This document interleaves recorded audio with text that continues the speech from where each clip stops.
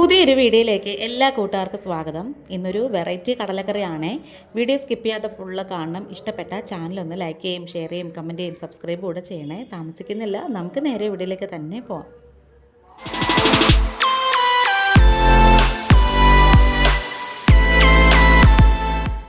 ഈ ഒരു കടലക്കറി ഉണ്ടാക്കാനായിട്ട് ഞാൻ കറുത്ത കടലയും വെള്ളക്കടലയും കൂടി ചേർത്താണ് കേട്ടോ കുതിർക്കാനായിട്ട് ഇട്ടിട്ടുള്ളത്. രാത്രി കുതിർക്കാൻ ഇട്ടിട്ടുണ്ട്. ഇപ്പം രാവിലെ ഇപ്പം നന്നായിട്ട് വീർത്ത് വന്നിട്ടുണ്ട്. ഇനി നമുക്ക് കുക്കറിൽ ഇട്ട് കൊടുക്കാം. പാകത്തിനുള്ള ഉപ്പ് ചേർത്ത് കൊടുക്കണം. ആദ്യമേ നമ്മൾ ഉപ്പിട്ട് കഴിഞ്ഞാൽ കടലക്കകത്തൊക്കെ നന്നായിട്ട് പിടിക്കുകയെ.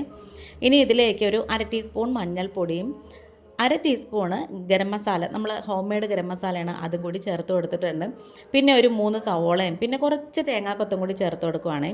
ഇപ്പോഴേ നമ്മൾ തേങ്ങാക്കൊത്ത് ചേർത്താൽ അത് നന്നായിട്ട് വെന്തിറങ്ങുമ്പോൾ നല്ല സോഫ്റ്റ് ആയിരിക്കും, നല്ല ടേസ്റ്റുമാണ്. ഇനി കുക്കർ അടച്ചു വെച്ചിട്ട് ഒരു 6-7 വിസിൽ നമുക്ക് കേൾപ്പിക്കാമേ. അതൊക്കെ കഴിഞ്ഞിട്ട് നമുക്ക് വേറൊരു കടായിയിലേക്ക് ഒരു ടേബിൾ സ്പൂൺ വെളിച്ചെണ്ണ ഒഴിച്ചു കൊടുത്തിട്ട് അതിലേക്ക് 1 ടീസ്പൂണ് കടുകും 1/2 ടീസ്പൂണ് പെരിഞ്ജീരകവും ഒരു വറ്റൽമുളക് മുറിച്ചതും കുറച്ച് കറിവേപ്പിലയും കൂടി ഇട്ട് കൊടുക്കാം. പിന്നെ നേരത്തെ നമ്മൾ സവാള എടുത്തപ്പം അതിനകത്ത് നിന്ന് ഒരിച്ചിരി മാറ്റി വെച്ചിട്ടുണ്ടായിരുന്നു, അതിട്ട് കൊടുത്തിട്ടുണ്ട്. പിന്നെ 4 അല്ലി വെളുത്തുള്ളി ചതച്ചതും 1/2 ഇഞ്ച് നീളത്തിലുള്ള ഇഞ്ചി ചതച്ചതും ഒരു പച്ചമുളക് മുറിച്ചതും കൂടി ഇട്ട് കൊടുത്തിട്ടുണ്ട്. ഈ ഒരു കടലക്കറിക്ക് തക്കാളിയൊന്നും വേണ്ട. അതൊക്കെ നന്നായിട്ട് മൂത്ത് മുരിഞ്ഞ് വന്നപ്പോഴത്തേക്കും 1/4 ടീസ്പൂൺ മഞ്ഞൾപ്പൊടി ചേർത്ത് കൊടുക്കാം.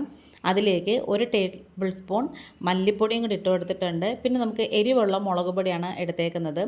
അതിപ്പം ഏകദേശം 1 ടീസ്പൂണിൻ്റെ ഒരു 1/4 ടീസ്പൂൺ എടുത്തിട്ടുണ്ട്. പിന്നെ അതുപോലെ തന്നെ പിരിയൻ മുളകിൻ്റെ പൊടിയുണ്ടല്ലോ, അത് 1 ടീസ്പൂണും ഒരു ഇച്ചിരിയും കൂടി എടുത്തിട്ടുണ്ട്.